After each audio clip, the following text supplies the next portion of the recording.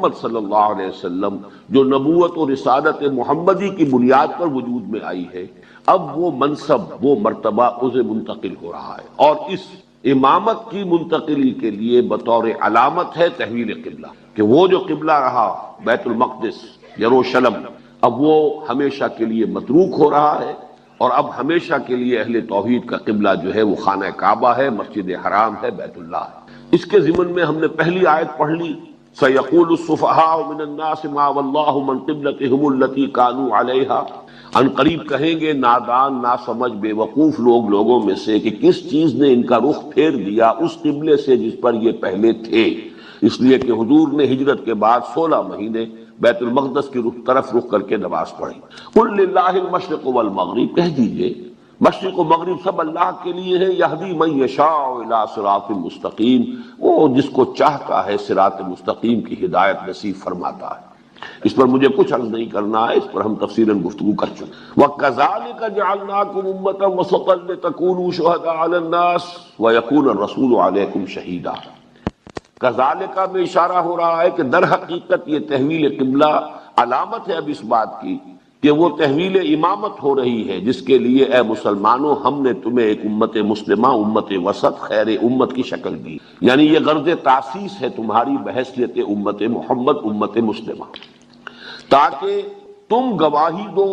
حجت قائم کرو پوری نوع انسانی پر، اور ہمارے نبی، ہمارے رسول محمد گواہی دے، حجت قائم کرے تم پر۔ اب اس کے بعد ساری بحث جو ہے وہ تحویل قبلہ کی۔ یہ میں عرض کر چکا ہوں کہ یہ مسئلہ اگرچہ آج تو ہمیں محسوس ہوتا ہے کہ بڑی معمولی سی بات تھی، اس میں کون سی بڑی قیامت آ گئی تھی، لیکن واقعہ یہ ہے کہ جس وقت یہ واقعہ ہوا ہے تو اس کی بنیاد پر بڑا ایک مخالفانہ طوفان اٹھا دیا یہودیوں نے۔ یہودی 3 ان کے بڑے طاقتور قبیلے مدینے میں موجود تھے۔ اب تک وہ یہ محسوس کر رہے تھے، انہیں کچھ اطمینان تھا کہ یہ نئی امت جو ہے یہ ہماری تابع ہے، جبکہ یہ ہمارے ہی قبلے کی پیروی کر رہے ہیں، تو گویا کہ ہمارے کیمپ فالوورز ہیں، ہمارے ہی پیچھے چلنے والے ہیں، لہذا کوئی تشویش کی بات نہیں۔ اب جبکہ یہ نیا قبلہ ہو گیا تو اب ان کے کان کھڑے ہوئے کہ مسئلہ کچھ مختلف ہے، اب تو یہ ایک نئی امت جو ہے وجود میں آ گئی ہے۔ اس حوالے سے اب ان کے اندر وہ مخالفانہ طوفان ان کے اپنے دلوں میں جذباتی سطح پر اٹھا، اور پھر انہوں نے اس کو ایک مخالفانہ پروپیگنڈے کی شکل دی،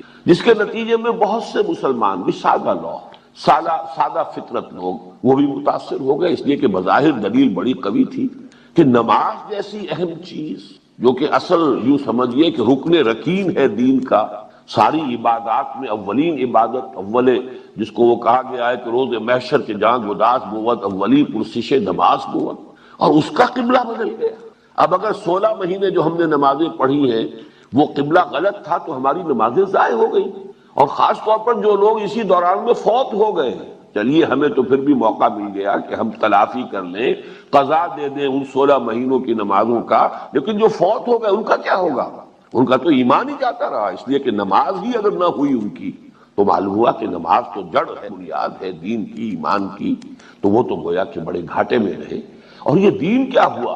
کہ جس کا قبلہ ہی معین نہیں، ابھی شمال کی طرف رخ تھا، اب جنوب کی طرف رخ کر لو۔ تو یہ اتنا بڑا طوفان تھا اس وقت کہ اس کے آپ اندازہ کر سکتے ہیں ابھی جو تلاوت ہوئی ہے کتنی مرتبہ تکرار ہو رہی ہے۔ فَوَلِّ وَجْهَكَ شَطْرَ الْمَسْجِدِ الْحَرَامِ وَحَيْثُ مَا كُنتُمْ فَوَلُّوا وُجُوهَكُمْ شَطْرَهُ، پھر اس کے بعد فَوَلِّ وَجْهَكَ شَطْرَ الْمَسْجِدِ الْحَرَامِ، پھر اس کے بعد پھر فَوَلِّ وَجْهَكَ شَطْرَ الْمَسْجِدِ الْحَرَامِ وَحَيْثُ مَا كُنتُمْ فَوَلُّوا وُجُوهَكُمْ شَطْرَهُ، اور اس پر پھر مختلف اعتبارات سے بحث کر کے اس مخالفانہ پروپیگنڈے کی بھی نفی کی گئی، اس کا ازالہ کیا گیا، اور مسلمانوں کو تشفی دی گئی، تسلی دی گئی کہ تمہاری یہ ساری تشویش جو ہے یہ بے بنیاد ہے، اس کی کوئی حقیقت نہیں ہے۔ یہ جو کہ میں نے صرف اس لیے عرض کر دیا ہے کہ بار بار یہ بات آئے گی کہ اس مسئلے کی سنگینی جو ہے وہ آپ کے سامنے آ جائے، یہ بلا ضرورت تو بات نہیں ہو رہی، اس میں تو اضافہ کیجئے کہ 2 رکوع پہلے بھی یہ بات کہی گئی، للہ المشرق والمغرب فینما تولوا فثم وجہ اللہ۔ اصل میں تو اس پوری بحث کی تمہید وہاں سے شروع ہو گئی تھی، 14ویں رکوع سے شروع ہو گئی تھی، اور پھر 2 رکوعوں کے بعد پھر اس کا اعادہ ہوگا، لیس البر ان تولوا وجوہکم قبل المشرق والمغرب ولکن البر من آمن باللہ والیوم الاخر۔ یہ مشرق و مغرب کی طرف رخ کر لینا یہی نہیں ہے اصل نیکی، اصل نیکی کوئی اور شے ہے، سخن شناس نئی دل برا خطا اینجاست۔ تم اگر تشویش محسوس کر رہے تو اس لیے کہ حقیقت بر، نیکی کی اصل حقیقت ابھی تم پر منکشف نہیں ہوئی. تم نے ظواہر اور مظاہر کو اصل شے سمجھ لیا ہے، حالانکہ ظواہر اور مظاہر اپنی جگہ ان کی اہمیت ہے، لیکن یہ کہ اصل اہمیت تو وہ روح بر و تقویٰ ہے کہ جو پوری شخصیت میں سرایت کر جاتی ہے، اور پھر وہ انسانی شخصیت کا یہ حیولہ سامنے آتا ہے جو اس آیت بر میں، جو آیت سورۃ بقرہ کی 177 نمبر کی آیت ہے، ہمارے منتخب نصاب کا دوسرا سبق اس پر مشتمل ہے، وہ پورا ایک انسانی کردار کا حیولہ آ جاتا ہے. تو میں اس کی تشبیہ دیا کرتا ہوں کہ جیسے آپ یوں کھڑے ہو جائیں، دونوں ہاتھ اپنے پھیلا لیں، آپ کا پورا جسم درمیان میں، تو یہ ہے در حقیقت وہ دو رکوع، 17واں رکوع 18واں رکوع جو ابھی میں نے تلاوت کیا، آپ نے سماعت فرمائے، یہ تو ہے اصل بحث، ان میں تو ہے ہی بحث پوری تحویل قبلہ کی. لیکن یوں ہاتھ کیجئے تو دو رکوع پیچھے وہ پھر آیت موجود ہے کہ جہاں سے وہ بحث شروع ہوئی تھی، یعنی للہ المشرق والمغرب فینما تولوا فثم وجہ اللہ. ادھر کا آیت اس کا حاضر وسیع کیا آپ نے، اس کو ایکسٹینڈ کیا، تو پھر دو رکوعوں کے بعد پھر وہ آیت آ رہی ہے لیس البر ان تولوا وجوہکم قبل المشرق والمغرب. گویا کہ یہاں سے وہاں تک بحث چل رہی ہے تحویل قبلہ کی، اگرچہ جو اس کی اصل بحث ہے وہ ان دو رکوعوں میں. اب آئیے بس اس سے زیادہ ہم آج اس تمہید پر وقت صرف نہیں کریں گے. فرمایا وما جعلنا القبلۃ التی کنت علیہا، اور ہم نے نہیں ٹھہرایا تھا اس قبلے کو جس پر کہ اے محمد صلی اللہ علیہ وسلم آپ تھے، یعنی یہ 16 ماہ جو آپ کا قبلہ رہا ہے وہ ہم نے نہیں ٹھہرایا، نہیں قرار دیا، نہیں بنایا، الا لنعلم، مگر اس لیے کہ ہم دیکھیں، من یتبع الرسول، کون ہے وہ لوگ کہ جو رسول کا اتباع کرتے ہیں ہر حال میں، رسول کی بات کی پیروی کرتے ہیں، رسول کا کہنا مانتے ہیں،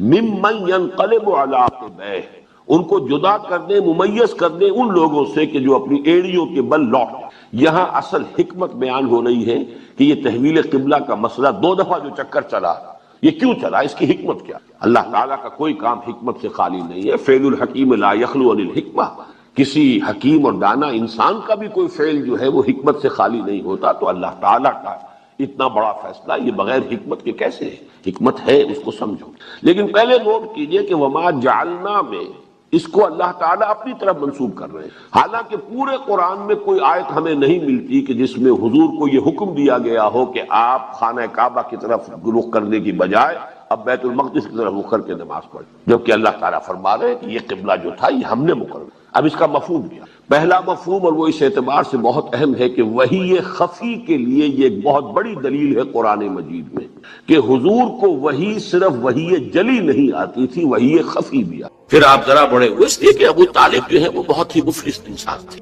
سرپرستی تو وہ کر رہے تھے، لیکن واقعہ یہ ہے کہ پرورش کی ہے محمد رسول اللہ نے خاندان ابو طالب، اپنی مزدوری سے، اپنی محنت سے، اپنی مشقت سے. پھر آپ نے تجارت کرنی شروع کی ملازمت کی شکل میں. تو یہ سخت تھے. وَوَجَدَكَ عَائِلًا فَأَغْنَىٰ، پایا اللہ نے آپ کو کیا تنگ دست ہیں تو اللہ نے غنی کر دیا. غنی کس طور سے کیا؟ حضرت خدیجہ سے شادی ہوئی 25 برس کی عمر میں، جو عرب کی متمول ترین خاتون، ان کی اپنی فرمائش پر کی شادی ہوئی، انتہائی محبت کرنے والی. تو واقعہ میں آپ کو سنا رہا تھا کہ اس زمانے میں یہ 25 برس سے لے کر اور 40 برس کی عمر شریف کے مابین کبھی یہ واقعہ پیش آیا ہے کہ حضور ایک دفعہ کہیں نکل گئے مکے سے باہر. مختلف وادیاں ہیں، پہاڑ ہیں، پہاڑوں کے مابین وادیاں. ایک وادی میں آپ نے دیکھا کوئی قبیلہ آ کر پڑاؤ ڈالے ہوئے ہے، انتہائی مفلوق الحال، بھوک کی وجہ سے جسم سوکھ کر کانٹے ہوئے ہیں، تن پر کپڑے نہیں. حالت دیکھ کر آپ آئے، انتہائی ملول اور غمگین ہو کر گھر میں آ کر چادر لے کر لیٹ گئے. اب پوچھا حضرت خدیجہ نے کیا مانگا ہے، کیا مانگا؟ آپ نے فرمایا میں گیا تھا باہر فلاں وادی میں، میں نے یہ دیکھا فلاں گھاٹی میں قبیلہ ہے، پڑاؤ ڈالے ہوئے ہیں اور یہ حال. حضرت خدیجہ اور فرمانے لگے کہ میرے پاس دولت نہیں ہے کہ میں ان کے لیے مدد کر سکوں. سرمایہ تو حضرت خدیجہ کا تھا، آپ کی اپنی ذاتی دولت تو نہیں. اس پر حضرت خدیجہ نے فرمایا اچھا آپ جائیے اور بڑے بڑے قریش کے چند سرداروں کے نام لیے کہ ان کو بلانا ہے. حضور گئے، وہ سب آ گئے. اتنی دیر میں اتنا بڑا ڈھیر اشرفیوں کا حضرت خدیجہ نے لگا دیا کہ جب حضور آ کر بیٹھے تو اس کے پیچھے چھپ گئے. اور پھر کہا ان سرداران قریش سے مخاطب ہو کر آپ سب لوگ گواہ رہے، میں نے یہ ساری دولت محمد کے حوالے کی، صلی اللہ علیہ وسلم، وہ جیسے چاہیں اسے خرچ کریں. تو ایسی بیوی جس نے ساتھ کیا. میں اگر اس موضوع پر چونکہ میرے کچھ خاص احساسات ہیں اس میں وہ بیان کروں گا تو پھر بہت وقت نکل جائے گا. کہ حضرت خدیجہ رضی اللہ تعالیٰ عنہ کا کیا مقام تھا جسے ہم نے شخصیت نہیں جانتے. ہمارے ہاں تو جیسے ہے گرفتار ابو بکر و علی ہوشیار باش، یا ابو بکر کی فضیلت رضی اللہ تعالیٰ عنہ اہل سنت کے نزدیک یا اہل تشیع کے حضرت علی کی فضیلت اسی میں ہے، گرفتار ہے، اسی میں جھگڑا ہے. اسی طرح عائشہ اور فاطمہ کا جھگڑا ہے. ایک گروہ ہے کہ جو حضرت عائشہ رضی اللہ تعالیٰ عنہ کو بہت بلند کرتا ہے، اونچا رکھتا ہے. دوسرا گروہ ہے جو حضرت فاطمہ رضی اللہ تعالیٰ عنہ. لیکن یہ کہ حضرت خدیجہ الکبریٰ کا ذکر نہیں ملتا، بہت کم ہے. بلکہ میں نے جب ابھی شاید 2-3 سال ہوئے ہیں جب میں گیا تھا ایران،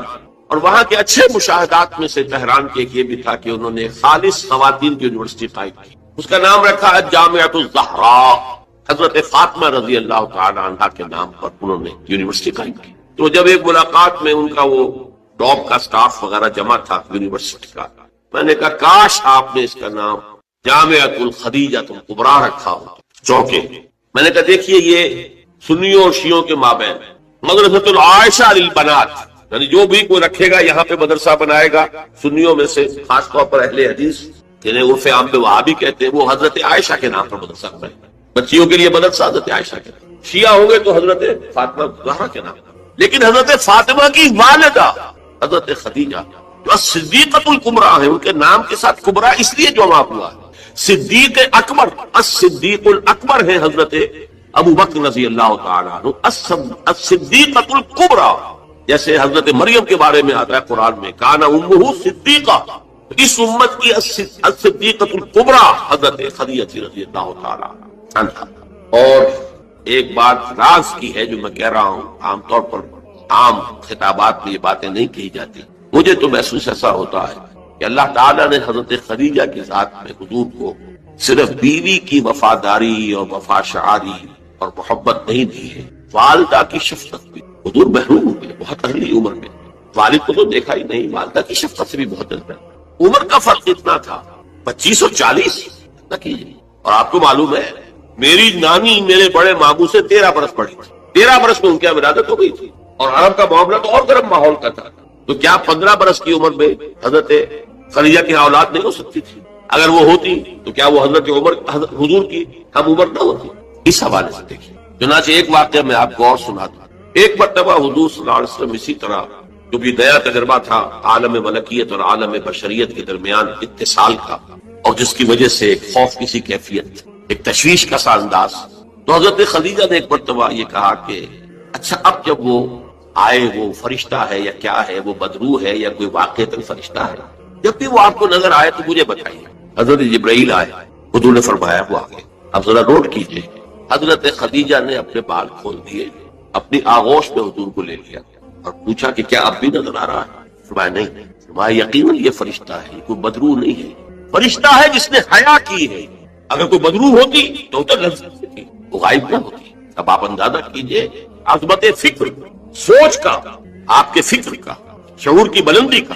بہرحال سن 10 نبوی کا تذکرہ کر رہا تھا. حضرت خدیجہ کا انتقال، ابو طالب کا انتقال، جو ایک پروٹیکشن، ٹرائبل زندگی میں پروٹیکشن، جیسے کہ آج ہی میں پڑھ رہا تھا کہ جو بھی پہلا ایک معاہدہ اوس و خزرج کے درمیان جو مسلمانوں نے یثرب کا اور پھر مہاجرین کو ساتھ شامل کر کے حضور نے کروایا تھا، اس میں یہ شرط بھی تھی کہ اگر کوئی ایک مسلمان بھی کسی کو پناہ دے دے گا تو وہ سب کی طرف سے شمار. یہی معاملہ قبائل میں ہوتا تھا، قبیلے کا ایک فرد اگر کسی کو شخص کو پناہ دے دیتا ہے تو وہ پورے قبیلے کی طرف سے. اس حوالے سے خاندان بنو ہاشم کی سرداری تھی ابو طالب کے پاس، اور وہ پروٹیکشن دے رہے تھے محمد عربی صلی اللہ علیہ وسلم. اگرچہ ایمان نہیں لایا لیکن وہ ایک طبی محبت تھی، اور اس طبی محبت کی بنیاد پر انہوں نے خاندان بنو ہاشم کا سایہ کیا ہوا تھا حضور پر صلی اللہ علیہ وسلم. اب ظاہر بات ہے کہ اگر بقیہ دوسرے قبیلے جو تھے اس کے سردار وہ اگر کوئی اقدام کرتے حضور کے خلاف تو یہ گویا کہ بنو ہاشم کے خلاف اعلان جنگ ہو جاتا اور ان فائٹنگ شروع ہو جاتی، خانہ جنگی، سول وار مکے میں شروع ہو جاتا. یہ وجہ ہے کہ 10 برس تک اس اقدام کی جرت انہیں نہیں. سفارتیں لاتے رہے، ابو طالب کے پاس سفارتیں آئیں، کبھی لالچ پیش کیا. آپ ان سے کہیے اگر انہیں دولت چاہیے تو ضرور سیم و زر کے ہم انبار لگا دیں ان کے تک لگے. انہیں کوئی سیادت چاہیے تو ہم انہیں اپنا بادشاہ ماننے کو تیار ہے، اگرچہ ہمارا کوئی مزاج نہیں ہے کسی بادشاہ کو ماننے کا، ان کو مان لیں گے. اور اگر کہیں شادی کرنا چاہیں تو اشارہ کرتے ہیں قریش کے جس بڑے سے بڑے گھرانے میں کہیں گے آپ ان کی شادی کر دیں. یہ بھی تھی آفر. جب حضور نے فرمایا تھا کہ چچا جان چاہے یہ میرے داہنے ہاتھ پر سورج اور بائیں پر چاند رکھتے تب بھی میں اپنے اس دعوت سے باز نہیں آ سکتا۔ ان کا مطالبہ یہ تھا کہ یہ دعوت ختم کرو، ہمارے معبودوں کو برا نہ کریں۔ جس کے ضمن میں پھر آخری جبکہ ابو طالب بستر مرگ پر تھے اس وقت جو آخری سفارت آئی ہے، اور انہوں نے آخری چیلنج کیا کہ ابو طالب اب بھی اگر تم باز نہیں آتے تو پھر ٹھیک ہے، ہمارا الٹیمیٹم ہے، آؤ میدان میں مقابلہ کرو یا روک لو اپنے بھتیجے۔ اس پر جب ابو طالب نے بلایا اور حضور سے کہا ہے کہ بھتیجے مجھ پر اتنا بوجھ نہ ڈالو جو میں برداشت نہ کر سکتا، ظاہر بات ہے اکیلا خاندان بنی ہاشم، پورے قبیلہ قریش کا مقابلہ، پھر خود جو ہے نہایت ضعیف بوڑھے اور بستر ملک پر ہے تقریباً، بھتیجے مجھ پر اتنا بوجھ نہ ڈالو جسے میں برداشت نہ کر سکتا۔ اس پر حضور کی آنکھوں میں آنسو آئے کہ ایک ہی مرئی سہارا دنیا میں ویزیبل اسباب عالم کے اعتبار سے ایک پروٹیکشن، ایک سہارا، ایک مدد کی شکل تھی، آج وہ بھی جا رہی ہے۔ سب کہا آپ نے ایک ہی چچا جان، اب تو یا تو یہ بات پوری ہو کر رہے گی اور یا میں اپنے آپ کو اسی میں ہلاک کر دوں گا، میرے لیے کوئی ریٹریٹ کا کوئی امکان نہیں ہے، کوئی واپسی کا کوئی امکان نہیں ہے، پسپائی کا کوئی۔ بہرحال میں نے یہ سارا پس منظر بتایا ہے عام الحزن، اور یہ ابو طالب کا بھی انتقال ہو گیا، وہ پروٹیکشن ختم ہو گیا، بلکہ اب بنو ہاشم کا سردار ابو لہب ہے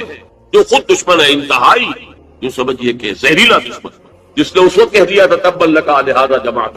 جس نے اپنے دونوں بیٹوں سے حضور کی دونوں صاحبزادیوں کو طلاق دلوائی۔ طلاق وہی مانا وہاں تو در حقیقت نسبت کا ہو جانا ہی ایک طرح کا نکاح ہوتا تھا، وہ نکاح باقاعدہ ہو جائے گا لیکن نسبت ہو گئی، منسوب ہو گئی، تو گویا کہ ایک رشتہ قائم ہو گیا۔ دونوں بیٹے تھے ابو لہب کے جن سے حضور کی دو صاحبزادیوں کا رشتہ تھا، ان دونوں نے آ کر نہایت گستاخانہ انداز میں، توہین آمیز انداز میں آ کر حضور کے سامنے کھڑے ہو کر اور کہا کہ ہم تمہاری بیٹیوں کو طلاق دیتے ہیں۔ سارا سردر دلے حضور نے سٹارٹ سے۔ اب وہ ہے بنو ہاشم کا سردار، کیا نکلے گا نتیجہ؟ پروٹیکشن ختم، اب تو جو بھی چاہیں گے وہ دارالندوا میں فیصلہ کریں گے۔ لہذا آپ گئے طائف کی طرف۔ یہ حضور کی مکی زندگی کا اہم ترین واقعہ ہے، حالانکہ اس سے پہلے 3 برس کا آپ کا شیب بنی ہاشم کے اندر جو گھراؤ رہا اور مقاطعہ رہا اور بائیکاٹ رہا، کھانے پینے کی چیزیں جو ہے روکی گئیں، بدترین قسم کی فاقہ جو ہے کشی کرنی پڑی پورے خاندان بنی ہاشم کو، حالانکہ وہ سب کے سب ایمان تو نہیں لائے تھے، لیکن اس جرم کی پاداش میں کہ بنو ہاشم محمد کا ساتھ نہیں چھوڑ رہے، لہذا اس پورے خاندان کو جو ہے اس کے ساتھ بائیکاٹ ہوگا، اور بائیکاٹ کے نتیجے میں بنو ہاشم کا پورا خاندان شیب بنی ہاشم میں، اور جس کو شیب ابی طالب بھی کہتے ہیں، 3 برس تک محصور رہا، کوئی چیز کھانے کے لیے نہیں۔ کوئی اللہ کا بندہ حکیم ابن حزام جیسی شخصیت نے، بنیادی طور پر نیک شخصیت، وہ کہیں پہاڑ کی چوٹی پر چڑھ کر نیچے اتر کر، ورنہ پہاڑ جو وادی ہے اس کے دونوں سروں کے اوپر پہرے ہیں، کوئی جا ہی نہیں سکتا، اب پہاڑ کراس کرے اتر کے کوئی شہد دے آئے، اس لیے کہ وہ بہت قریبی عزیز سے حضرت خدیجہ کے رضی اللہ تعالیٰ عنہ، تو اپنی رشتہ داری کا بھی وہ خیال رکھتے تھے، کبھی لے آئے تو لے آئے، ورنہ وہ وقت بھی آیا ہے کہ بنو ہاشم کے پھول جیسے بچے بلک رہے ہیں، کھانے کو کچھ نہیں ہے، کچھ نہیں ہے سوائے اس کے کہ سوکھے چمڑے ابال کر ان کا پانی ان کے حلق پر ٹپکا دیا جاؤ، کچھ نہیں۔ لیکن اس کو بھی میں سخت ترین نہیں کہتا، حضور صلی اللہ علیہ وسلم کے لیے ذاتی طور پر جو سخت ترین مرحلہ آیا ہے وہ یوم طائف ہے، جس کی ایک گواہی حضور کے اپنے قول میں کہ حضرت عائشہ نے ایک مرتبہ پوچھا رضی اللہ تعالیٰ عنہ کہ کیا آپ پر یوم احد سے بھی زیادہ کوئی سخت دن گزرا ہے؟ ان کے ہوش میں ظاہر بات ہے یوم احد حضور مجروح ہوئے، زخمی ہوئے، دندان مبارک شہید ہوئے، خون کا فوارہ چھوٹا، آپ پر بے ہوشی طاری ہوئی، آپ کی زبان مبارک سے ایک بددعا بھی نکل گئی، کیف یہدی اللہ قوما صدبوا وجہ نبیہم بالدم، اللہ اس قوم کو کیسے ہدایت دے گا جس نے اپنے نبی کے چہرے کو خون سے رنگیت بنا دیا، خون سے رنگ دی۔ پھر یہ کہ 70 صحابہ جو ہے شہید ہوئی، جن میں حضرت حمزہ جیسے بھی، آپ کے چچا بھی ہیں، آپ کے خالہ داد بھائی بھی ہیں، آپ کے دور شریک بھائی بھی ہیں، ساتھ کے کھیلے ہوئے ہمجولی بھی ہیں، اسد اللہ ہے، اسد الرسول ہی بھی، اور ان کی لاش آئی ہے کہ ناک کٹی ہوئی، کان کٹے ہوئے اور پیٹ چاک کر کے کلیجہ چبایا ہوا۔ تو سخت ترین دن حضرت عائشہ کے نزدیک یوم احد تھا، حضور نے فرمایا نہیں، مجھ پر سخت ترین دن یوم طائف تھا۔ آپ مکے سے مایوس ہو کر طائف گئے، اور نوٹ کیجئے یہ واحد موقع ہے جہاں نظر آتا ہے کہ حضرت ابو بکر بھی حضور کے ساتھ تھے، ورنہ سائے کی طرح ساتھ رہنے والی شخص صرف ایک ہے ساتھ، زید ابن حارثہ رضی اللہ تعالی عنہ، جو منہ بولے بیٹے بھی قرار دے دیے گئے تھے، لیکن یہ کہ تھے تو غلام، آزاد کردہ غلام، مولا تھے حضور کے، وہ ساتھ ہیں صرف۔ آپ نے عام راستہ اختیار نہیں کیا جو کہ آسان راستہ ہے، سیل کا راستہ اب بھی ہے۔ طائف کے 2 راستے، مکے سے طائف کے 2 راستے، ایک طریق السیل کہلاتا ہے، ایک طریق الجبل کہلاتا ہے۔ پہاڑی راستہ جو ہے انتہائی دشوار گزار، انتہائی، آج بھی آپ جب جائیں وہاں پر تو معلوم ہوتا ہے کیسے ان لوگوں نے سڑک بنائی ہے، یہ نہایت دشوار گزار، لیکن اب تو بہرحال وہ بہت عمدہ سڑک بنی ہوئی ہے۔ حضور کے زمانے میں سڑک کہاں تھی؟ کس سختی کو جھیل کر اس طریق الجبل کو آپ نے اختیار کیا، اس لیے کہ عام درخت کا راستہ جہاں تھا وہاں تو خطرہ تھا کہ فوراً حملہ ہو جائے، کیونکہ غالباً دارالندوا میں یہ فیصلہ ہو چکا کہ اب تک کر دو محمد کو، ختم ہوا، ابو طالب گیا، اب کوئی ہمیں اندیشہ نہیں ہے کہ کوئی ان فائٹنگ ہو جائے گی، کوئی جو ہے سول وار ہو جائے گی قریش میں، لہذا اس لیے آپ اوائڈ کر رہے ہیں اس راستے کو جس پر عام درخت عام ہے۔ وہ دشوار گزار راستے سے ہو کر طائف پہنچے، وہاں کے 3 سرداروں کے پاس جا کر اپنی دعوت پیش کی، اس امید میں کہ اگر ان میں سے کوئی ایک بھی دعوت قبول کر لے، مجھ پر ایمان لے آئے تو میں یہاں منتقل ہو جاؤں، یہ میرا دارالہجرت بن جائے۔ حکمت خداوندی میں، مشیت ازدی میں یہ معاملہ جو ہے یہ شرف پہلے سے طے تھا یثرب کے لیے، لیکن حضور کی اپنی غور و فکر، سوچ بچار، اس کے حوالے سے آپ طائف پہنچے۔ تینوں نے جو جواب دیے ہیں کلیجے سے پار ہونے والے جوابات، ایک جگہ فوراً روانہ ہو جاؤ یہاں سے، اس لیے کہ ہو سکتا ہے تم سچے ہو، واقعی رسول ہو، تو میں نے کوئی توہین کر دی تو میں مارا جاؤں گا، اور ہو سکتا ہے تم جھوٹے ہو تو جھوٹے کو میں منہ لگانا نہیں چاہتا، لہٰذا روانہ ہی۔ ایک جگہ تمہارے سوا کوئی ملا تھا اللہ کو رسول بنانے کے لیے، یہ جو قرآن مجید میں بھی آیت کوٹ ہوئی ہے، من قریتین عظیم، یہ جو کوئی رجل ہوتا، کوئی شخص جو ان 2 بستیوں میں بڑی عظمت والا ہوتا، دولت والا ہوتا، ولید ابن مغیرہ کی طرح اس کی جائیداد مکے میں بھی ہوتی، مدینے اور طائف میں بھی ہوتی، تو ایسا شخص نہیں ملا تھا اللہ کو کوئی نبی بنانے کے لیے۔ تم جیسا یتیم مفلوق الحال جس کا اپنا کوئی سرمایہ تھا ہی نہیں، جس کے لیے سرمایہ بھی اگر کوئی تھا تو بیوی کا تھا، وہ اللہ نے چنا۔ بہرحال آپ ان سے مایوس ہو کر روانہ ہونے لگے تو اشارہ کر دیا، جنہیں اسٹریٹ ارچنز آپ کہتے ہیں، یہ چھوکرے گلیوں کے آوارہ، کہ ذرا ان کی خبر لو۔ انہوں نے پتھراؤ شروع کیا ہے۔ اب ظاہر بات ہے کہ حضرت زید ابن حارثہ اگر وہ سامنے سے آ کر حضور کو شیلڈ کرتے ہیں وہ پیچھے سے پتھراؤ کرتے ہیں، سائڈ سے کرتے ہیں، وہ پیچھے جاتے ہیں تو سامنے سے پتھر آ رہے ہیں، تاک تاک کر ٹخنے کی ہڈی کو نشانہ بناتا ہے، اور یہ کہ اس سے جو خون بہ رہا ہے وہ جا کر نالین کے اندر جم گیا ہے۔ وہاں سے پھر ذرا آپ نکلے ہیں، ایک جگہ ٹھہرے، زیادہ تفصیل میں نہیں میں جا رہا، لیکن خاص طور پر یہ نوٹ کرا دینا چاہتا ہوں کہ حضور کی زبان مبارک پر فریاد آتا، اللہم الیک اشکو ذو فقوتی وقلت حیلتی وحوانی علی الناس، اے اللہ تیری ہی جناب فریاد کرتا ہوں اپنی قوت کی کمی کا، اپنے وسائل کی کمی، اور لوگوں کے سامنے جو رسوائی ہو رہی ہے، رسوائی، یہ رسوائی مکے میں نہیں ہوئی تھی کبھی، یہ پتھراؤ مکے میں نہیں ہوا تھا کبھی۔ اللہم الیک اشکو ذو فقوتی وقلت حیلتی وحوانی علی الناس، الی من تکلنی، اے اللہ مجھے کس کے حوالے کر دیا، الی بعید یتجہمنی اور الی عدو ملکت امری، کیا وہ دور دراز کے لوگ جن کا مجھ سے کوئی تعلق ہی نہیں ہے ان کو مجھ پر حملہ کرنے کے لیے کھلی چھوٹ دے دی، اور کیا دشمن کے حوالے مجھے کر دیا کہ جو چاہے کر دیا، یہ فریاد۔ لیکن اس کے بعد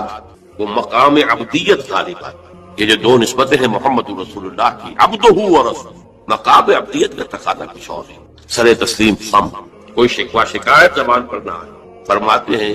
ان لم یکن علی غضبک فلا ابالی، اگر تو ناراض نہیں ہے تو پھر مجھے کوئی بات، سر تسلیم خم ہے جو ملا جائے۔ نفلی روزے کے ضمن میں یہ ایام 20 کے روزے جو ہے وہ بہت اہم ہے، اور اس کے لیے خصوصی تاکید بھی ہے، اور جیسا کہ میں نے آپ کو بتایا تھا ابتداءً یہی فرض کیے گئے، ایام معدودات، یہ معدودات جو ہے یہ 2-3-4 دن کے لیے آ سکتا، 30 دنوں کے لیے نہیں آ سکتا، جیسے کہ ایام معدودات حج میں منی میں قیام کے لیے بھی ایام معدودات آیا ہے، وہ بھی 2 دن یا 3 دن کا قیام ہوتا ہے منی میں، 11ویں 12ویں یا 13ویں، اور تو ان کی اہمیت ہے، اس کو کنٹینیو کیا گیا ہے، اور چونکہ نیکی کا اجر جو ہے وہ 10 گنا ہوتا ہے تو اس حوالے سے 3 دن کا روزہ گویا کہ پورے مہینے کا روزہ شمار ہو جائے گا جو شخص اس کی پابندی کرے۔ دوسری صورت یہ ہے کہ ایک شخص جو ہے مسلسل 3 دن کے نہیں رکھتا ہے تو ہفتے میں 2 رکھ لیا کرے، پیر اور جمعرات کو۔ جمعے کا روزہ جو ہے اس کو روکا گیا، منع کیا، اس لیے کہ جمعہ جو ہے وہ ایک طرح سے عید المسلمین ہے، الجمعہ تو عید المسلمین، تو اس میں جیسے کہ عیدین میں جو ہے، عیدین میں تو حرام مطلق ہے، لیکن جمعے میں یہ نہیں کہ حرام مطلق ہے، لیکن یہ کہ پسندیدہ نہیں ہے۔ البتہ ایام 20 کا جو شخص عادی ہے روزے رکھنے کا، ان میں کبھی جمعہ آ جائے تو کوئی حرج نہیں کہ جمعے کو بھی رکھے ہوئے۔ یہ ہے نفلی روزوں کے بارے میں۔ باقی یہ کہ چونکہ اس میں بھی نوٹ کیجئے کہ چونکہ اس رمضان کے روزے کے بعد بھی 6 روزے شوال میں ہوتے ہیں، وہ جو ہے اسی لیے فرمایا کہ جو 6 روزے شوال کے بھی رکھ لے گا وہ گویا کہ صائم الدہر شمار ہوگا۔ 30 یہ 6 اور 36 ہو گئے، 10 سے ضرب دیے پھر 360 ہو گئے۔ اس حوالے سے اگر آپ وہ رکھنا چاہیں جو بھی اس کا ہو اپنے ذوق کے مطابق، وہی ایام بیس کہلاتے ہیں۔ 13، 14، 15 ایام بیس اس لیے کہلاتے ہیں کہ اس کی راتیں روشن ہوتی، 13ویں کا چاند، 14ویں کا چاند، 15ویں کا چاند، تو راتیں روشن۔ تو یہ ابیض کی جمع بیس ہے، ابیض کہتے ہیں سفید، یہ سفید راتیں ہوتی ہیں۔ تو اس طرح سے الحج اشہر معلومات، حج کے مہینے ہیں جو معلوم ہیں، یعنی جو بھی پہلے سے عرب میں رواج چلا آ رہا تھا اس کی توثیق ہو گئی کہ واقعتاً یہ اللہ تعالیٰ ہی کی طرف سے۔ تو حج کے کا جہاں تک ٹائمنگ کا تعلق ہے، مواقیت کا تعلق ہے، وہ گویا کہ اللہ تعالیٰ کی طرف سے توثیق فرما دی۔ فمن فرض فیہن الحج، تو جو کوئی بھی اپنے اوپر لازم کر لے ان مہینوں میں حج کو، لازم کر لے سے مراد نیت پختہ کر لے، اور نیت پختہ کرنے کی علامت احرام باندھ لے۔ فمن فرض فیہن الحج، تو حج کے لیے جو اپنے اوپر لازم کر لے، فلا رفث ولا فسوق ولا جدال فی الحج، تو احرام کی حالت میں یہاں لفظ حج آیا ہے، ان میں سے پہلی قید جو ہے فلا رفث، تو کوئی شہوت کی بات نہیں ہونی چاہیے۔ میاں بیوی بھی ساتھ حج کر رہے ہیں تو احرام کی حالت میں وہی قید ہے کہ جو اعتکاف کی حالت۔ باقی یہ کہ فسوق اور جدال، اللہ کی نافرمانی یا باہم جھگڑنا، اس لیے کہ بہت بڑی تعداد میں لوگوں کا اجتماع ہوتا ہے، سفر میں بھی لوگ ساتھ ہوتے ہیں، تو لوگوں کے غصوں کے پارے جلدی چڑھ جاتے ہیں۔ اس میں خاص طور پر روکا گیا کہ یہ ہے کہ اس میں امن ہو اور سکون ہو۔ اور آج بھی واقعہ یہ ہے کہ دنیا میں معجزات میں سے ہے یہ، اتنی بڑی تعداد میں لوگوں کا جمع ہونا، اور وہاں امن رہتا ہے، وہاں وہ جنگ و جدال اور جھگڑا اور فساد وغیرہ قطع نظر نہیں آتا۔ یا تو یہ کہ پچھلے دنوں میں کچھ سیاسی اعتبار سے کوئی مہمیں اٹھائی گئی ہیں، یا یہ کہ کچھ چور اچکوں نے بھی جانا شروع کر دیا ہے وہاں پر، لیکن جھگڑا اور جو گالم گلوچ کی نوبت ہم نے اپنے آنکھوں سے نہیں دیکھی، اسے 5-6 مرتبہ حج کی سعادت حاصل ہوئی ہے۔ فلا رفث ولا فسوق ولا جدال فی الحج وما تفعلوا من خیر یعلمہ اللہ، اور جو خیر بھی تم اس کے دوران کرو گے اللہ کے وہ علم میں ہوگا۔ نوافل پڑھ رہے ہو، اضافی طواف کر رہے ہو، کوئی اور بھی جو کام کر رہے ہو، تو اس میں کسی اور کو دکھانے کی ضرورت نہیں ہے، اپنے خاموشی کے ساتھ انسان وہ اپنی جو بھی نیکی مزید کما سکے کمائے، جو بھی مناسک حج ہیں ان پر مستزاد۔ وَتَزَوَّدُوا فَإِنَّ خَيْرَ الزَّادِ التَّقْوَىٰ، اور سفر کے لیے زاد راہ ساتھ لے لیا کرو، اور بہترین زاد راہ تقویٰ ہے۔ اب اس آیت کے دو معنی لیے گئے ہیں، ایک تو یہ کہ بہترین زاد راہ تقویٰ ہے، یعنی سفر میں آپ نے آزاد راہ خرچ کی شکل میں تو لے لیا، تقویٰ ہے نہیں، تو پھر کیا ہوگا؟ وہ تو صرف پیسہ خرچ کرنے کے لیے اچھا احرام لے لیں گے، اچھی جگہ لے لیں گے قیام کی، تو تقویٰ اگر نہیں ہے تو وہ حج تو حج ہی نہیں ہوگا۔ لیکن اس کا ایک دوسرا مفہوم جو ہے وہ بھی بہت اہم ہے کہ اگر انسان خود اپنا زاد راہ ساتھ نہ لے تو پھر وہاں مانگنا پڑتا ہے۔ تو تقویٰ سے مراد یہاں ہے سوال سے بچنا۔ بہتر یہ ہے کہ زاد راہ لے کر چلو، اور یہ کہ اس کے لیے تمہیں کسی کے سامنے سائل نہ بننا پڑے۔ اگر تم صاحب استطاعت نہیں ہو تو حج تم پر فرض ہی نہیں ہے۔ خام خواہ کو ایک شے جو تم پر فرض نہیں ہے اس کے لیے وہاں جا کر بھیک مانگنا، یا یہاں سے بھیک مانگ کر یا چندہ لے کر جانا، یہ تو قطعاً غلط حرکت ہے۔ وَتَزَوَّدُوا فَإِنَّ خَيْرَ الزَّادِ التَّقْوَىٰ وَاتَّقُونِ یَا أُولِي الْأَلْبَابِ، اور یقیناً میرا ہی تقویٰ کرو، مجھی سے ڈرو اے ہوش مندو۔ لَيْسَ عَلَيْكُمْ جُنَاحٌ أَن تَبْتَغُوا فَضْلًا مِّن رَّبِّكُمْ، اس میں تم پر کوئی حرج نہیں ہے، کوئی گناہ نہیں ہے کہ تم حج کے سفر کے دوران اپنے رب کا فضل بھی تلاش کرو۔ آدمی ہندوستان سے پاکستان سے جا رہا ہے، اسے ایسی اجناس لے جائے تجارت کے لیے جو وہاں پر بیچ کر کچھ نفع حاصل کر لے، تو یہ تقویٰ کے منافی نہیں ہے۔ اگر وہاں پر کوئی کاروبار کر سکو کرو۔ فَإِذَا أَفَضْتُم مِّنْ عَرَفَاتٍ، تو پھر جب تم عرفات سے واپس لوٹو، اس لیے کہ اصل حج جو ہے وہ عرفہ ہے، الحج العرفہ۔ حج کے بقیہ تمام مناسک رہ جائیں، صرف عرفہ میں شمولیت ہو جائے، قیام عرفہ میں تو حج ہو گیا، باقی جو چیزیں رہ گئی ہیں اس کا جو بھی اس کا کفارہ ہے، اس کا جو دم دینا ہے وہ دے دیا جائے۔ لیکن عرفہ سے اگر آدمی رہ گیا عرفات کے قیام سے تو پھر حج نہیں ہوا۔ اب یہاں سے جب لوٹتے ہو تو فاذکروا اللہ عند المشعر الحرام، یہ ٹائم ٹیبل نوٹ کر لیجئے کہ اصل میں 8 کی شام کو مکے سے نکلتے ہیں 8 ذی الحج کو، اور رات منی میں گزارتے ہیں۔ پھر 9 کا دن ہے اصل یوم عرفہ، 9 ذی الحج۔ صبح کو نکلتے ہیں، قافلے چلتے ہیں، اور کہیں دوپہر تک، اور دوپہر سے بھی ہو سکتا ہے تاخیر ہو جائے، لیکن کوشش ہوتی ہے کہ ظہر سے پہلے پہنچ جایا جائے، لیکن ظہر اور عصر دونوں ملا کر پڑھ لی جائیں عرفات میں داخل ہونے سے پہلے۔ اسی لیے جو مسجد ہے عرفات کے میدان سے ملحق وہ عرفے کے اندر شامل نہیں ہے، وہ اس کی حدود سے باہر ہے۔ تو اصل اس کا افضل یہی ہے کہ ظہر اور عصر ملا کر وہاں پڑھی جائیں، اور اس کے بعد سے غروب آفتاب تک قیام ہے، وہ عرفات کا قیام ہے، اس میں کوئی نماز نہیں، یعنی جو روایتی جو عبادت ہے اس کے سب دروازے بند۔ اب تو اگر دعا کی آپ کے اندر ایک روح پیدا ہو چکی ہے، اپنے رب سے ہم کلام ہو سکتے ہیں اور آپ کو حلاوت مناجات حاصل ہو گئی ہے، تو دعا مانگتے رہیے، بس یہی ہے دعا۔ قیام عرفہ جو ہے کھڑے ہو کر بیٹھے ہوئے جس طرح بھی ہو اللہ سے مناجات کرو، یا پھر یہ کہ اگر اس میں کبھی ہو جائے کسی وجہ سے تو آدمی تلاوت کرے، لیکن یہ کہ عام نماز نہیں۔ فَإِذَا أَفَضْتُم مِّنْ عَرَفَاتٍ فاذكروا اللَّهَ عِندَ الْمَشْعَرِ الْحَرَامِ، یہ مزدلفہ کا قیام ہے، 9 کی شام کو مغرب کی نماز کا وقت ہو چکنے کے بعد وہاں سے روانگی ہے، لیکن وہاں مغرب کی نماز پڑھنے کی اجازت نہیں ہے۔ اب جاؤ اور مغرب اور عشاء دونوں جمع کرو اس میں مشعر حرام یعنی مزدلفہ میں۔ وَاذْكُرُوهُ كَمَا هَدَاكُمْ، اور یاد کرو اسے، ذکر کرو جیسے کہ تمہیں اس نے ہدایت دی ہے۔ اس سے مراد ہے کہ جو کچھ اللہ کے رسول نے تمہیں سکھایا ہے، ذکر کے جو طور طریقے ہیں، اس کے لیے جو بھی طریقے ہیں وہ اللہ نے ہدایت دی اپنے رسول کے ذریعے۔ وَإِن كُنتُم مِّن قَبْلِهِ لَمِنَ الضَّالِّينَ، اور یقیناً اس سے پہلے تو تم گمراہ لوگوں میں سے تھے، تمہیں معلوم نہیں تھا، حج کی شکل باقی رہ گئی تھی، اس کی روح ختم ہو گئی تھی، اس کے مناسک میں بھی تم نے رد و بدل کر دیا تھا، وہ آگے آ رہا ہے۔ ثُمَّ أَفِيضُوا مِنْ حَيْثُ أَفَاضَ النَّاسُ، پھر پلٹو وہیں سے جہاں سے کہ سب لوگ پلٹتے ہیں۔ قریش نے یہ کہا تھا کہ ہماری خاص حیثیت ہے کہ ہم تو منا ہی میں مقیم رہیں گے، باہر سے آنے والے لوگ عرفات جائیں اور عرفات سے پھر واپس لوٹیں، یہ سارے مناسک ہمارے لیے نہیں ہیں، ہم تو مکے والے ہیں اور ہماری شان یہ ہے کہ ہم عرفات نہیں جائیں گے، منا ہی میں قیام رہے گا۔ یہاں بتایا گیا کہ یہ تم نے غلط بات ایجاد کر لی ہے، ثم افیضوا من حیث افاض الناس، جہاں سے سب لوگ لوٹتے ہیں یعنی میدان عرفہ سے، وہیں سے لوٹیں۔ واستغفروا اللہ، اللہ سے استغفار کرتے رہو، ان اللہ غفور رحیم، یقینا اللہ بخشنے والا رحم فرمانے والا ہے۔ فَإِذَا قَضَيْتُم مَّنَاسِكَكُمْ، اور جب تم اپنے یہ مناسک ادا کر لو، پورے کر لو، فاذكروا اللہ كذکرکم آباءکم، تو اب اللہ کا ذکر کرو جیسے کہ تم اپنے آباء و اجداد کا ذکر کرتے رہے ہو، جس شد و مد کے ساتھ۔ وہاں یہ ہو گیا تھا کہ پھر بنا میں جب یہ ٹھہرتے تھے تو اپنے آباء و اجداد کے قصیدے بیان کیے جا رہے ہیں، جیسے ہمارے ہاں ہوتا ہے، جو دیہاتی لوگ ہوتے ہیں، راجپوت لوگ ہوتے ہیں، ان کے میراثی ہوتے ہیں، اسی طرح وہاں شعراء ہوتے تھے قبائل کے، وہ ان قبیلوں کی مدح بیان کرتے تھے، ان کے بڑے بزرگوں کی، اسلاف کی جو ہے عظمت بیان کرتے تھے۔ اللہ کا ذکر ختم ہو چکا تھا، فرمایا جس شد و مد کے ساتھ تم اپنے آباء و اجداد کا ذکر کرتے رہے، اب اسی شد و مد کے ساتھ، بلکہ او اشد ذکرا، بلکہ اس سے بھی زیادہ شد و مد کے ساتھ اب اللہ کا ذکر کرو۔ فَمِنَ النَّاسِ مَن يَقُولُ رَبَّنَا آتِنَا فِي الدُّنْيَا وَمَا لَهُ فِي الْآخِرَةِ مِنْ خَلَاقٍ، لوگوں میں سے وہ بھی ہیں جو یہی کہتے رہتے ہیں رب ہمیں دے دے دنیا ہی میں، ایسے لوگوں کے لیے آخرت میں کوئی حصہ نہیں ہے، یعنی وہاں پہنچ کر بھی ساری دعائیں ان کی دنیاوی چیزوں کے لیے ہیں، مال کے لیے، اولاد کے لیے، ترقی کے لیے، اور دنیا کی جو بھی چیزیں ہیں، اپنی کوئی مشکلات ہیں ان کے رفع کرنے کے لیے، چونکہ ان کے دلوں میں دنیا بسی ہوئی ہے۔ اشربوا فی قلوبہم الدنیا،